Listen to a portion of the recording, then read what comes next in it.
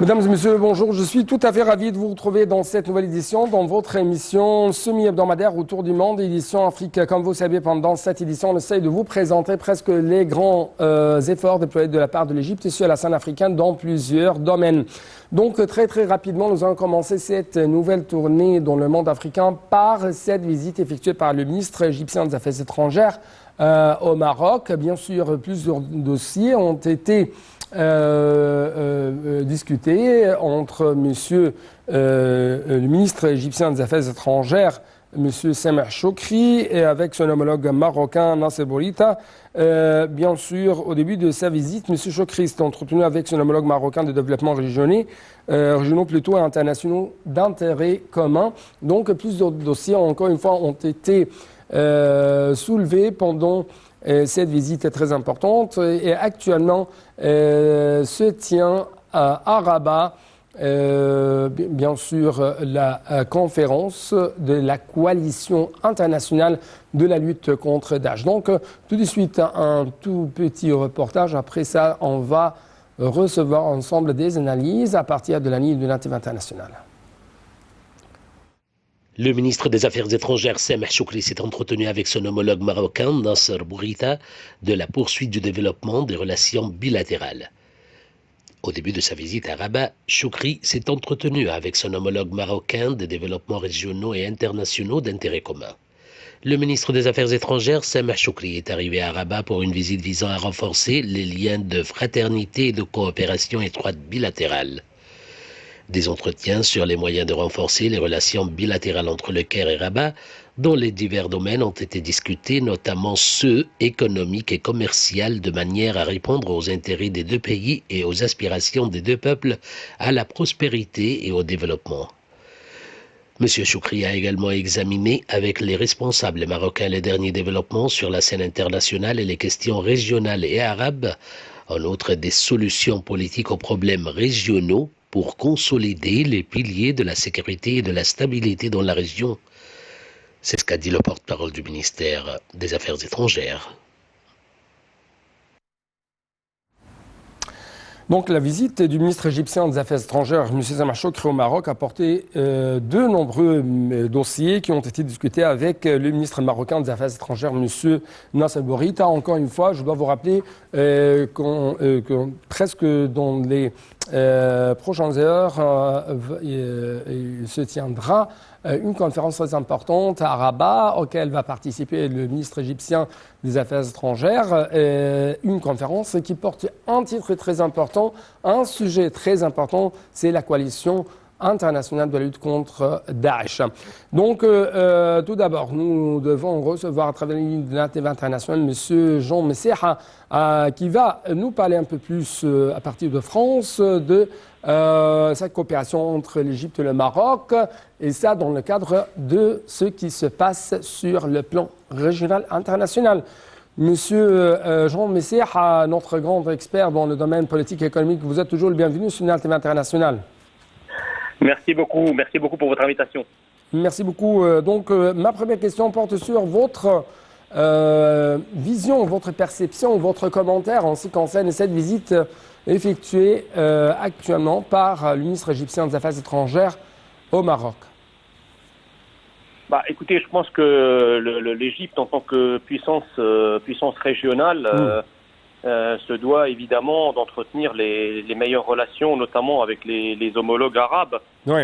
Et l'Égypte est un pôle très important, à la fois sur le plan économique, sur le plan géostratégique et également sur le plan sécuritaire. Oui. Et je pense que dans le contexte actuel, notamment à la fois de la guerre qu'il y a entre la Russie et l'Ukraine et toutes les répercussions que cette guerre peut avoir, notamment sur le plan économique, puisque rappelez-vous, en 2011, les révolutions arabes étaient parties d'une hausse du prix du blé. Ouais. C'était parti de Tunisie et ça s'était enflammé un peu partout dans le monde arabe. Et là, effectivement, si je vous parle du conflit russo-ukrainien, c'est bien évidemment pas la même région que celle qui est concernée par cette visite, mais je pense que cette visite traitera des conséquences, notamment sur le plan alimentaire, sur le plan de l'inflation du prix des matières premières, dont on sait que les pays arabes en général sont assez sensibles de par un certain nombre de catégories sociales assez nombreuses qui peuvent être impactées. Et donc la coordination régionale entamée par l'Égypte et notamment les diverses discussions sur divers dossiers, dont celui-là, ne peuvent évidemment qu'avoir un impact. Il y avait, au cours de ces discussions, il y avait un message très important qui a été adressé par le ministre marocain des Affaires étrangères, qui a exprimé la ferme condamnation du Maroc de l'attentat terroriste odieux qui a visé la région occidentale du Sinaï et sa pleine, il a également porté sa pleine solidarité avec l'Égypte. Donc c'est un message très important dans ce temps, n'est-ce pas?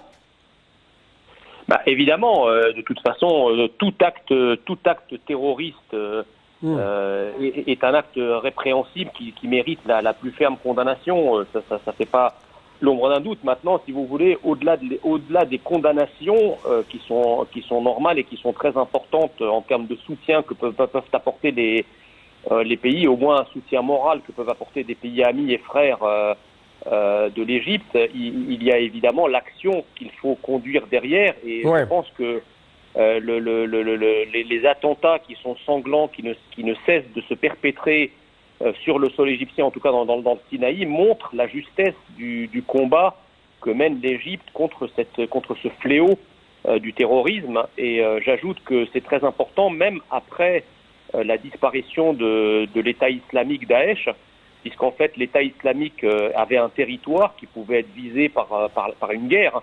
Maintenant que ce territoire n'existe plus, eh bien les terroristes se sont disséminés en quelque sorte dans l'ensemble de la région avec des cellules dormantes ou actives. Et donc le combat devient beaucoup plus difficile, mais n'en doit pas moins être mené de la manière la plus ferme. Oui.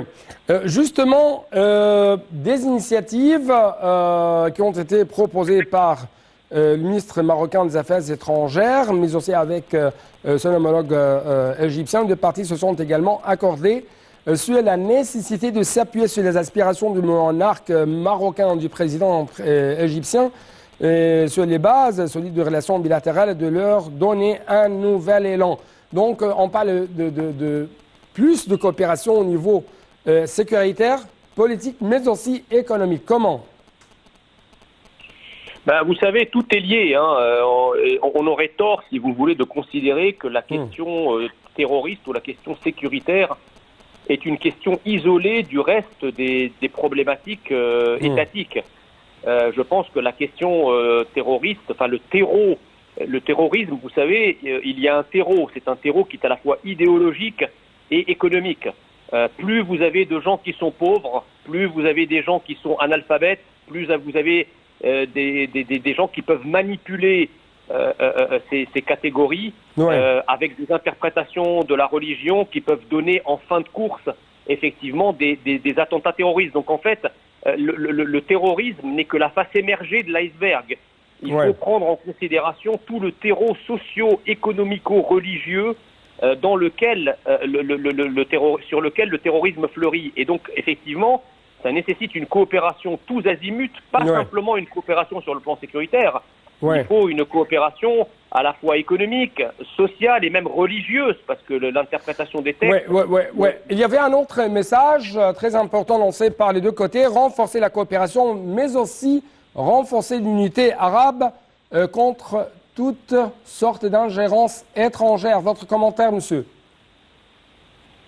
Oui, alors de toute façon, l'ingérence étrangère, attention, parce que il faudrait pas donner l'impression, si vous voulez, que cette ingérence étrangère, par exemple, est une ingérence économique. C'est-à-dire que c'est le fil du rasoir. C'est-à-dire qu'il faut à la fois montrer une très grande ouverture, ne pas décourager, par exemple, les investissements étrangers dans les pays arabes, pour ne pas décourager, si vous voulez, l'initiative et la croissance économique, mais en même temps se méfier et combattre l'ingérence politique, l'ingérence idéologique. Parce qu'en fait, aujourd'hui, l'ingérence étrangère, elle ne se fait pas comme du temps de la guerre froide entre les États-Unis et l'Union soviétique.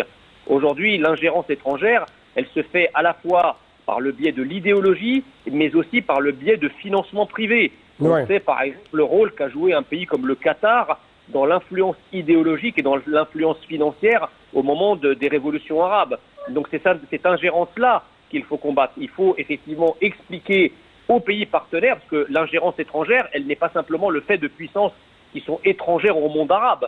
Elles peuvent être même des puissances arabes. Je viens d'en citer un exemple. Oui. Et donc, Monsieur Jean Msera, une fois de plus, le Maroc a révélé sa position vis-à-vis du barrage de la Renaissance. Monsieur Chokri a informé son homologue marocain des derniers développements liés au barrage de la Renaissance. À cet égard, Bourita a affirmé le plein soutien du Maroc à la sécurité de l'eau égyptienne, à la sécurité hydraulique de l'Égypte, en tant que partie intégrante de la sécurité hydraulique arabe. M. Bourita, à cette occasion, a appelé à l'abandon des politiques unilatérales en rapport avec les fleuves internationaux. Donc, votre commentaire.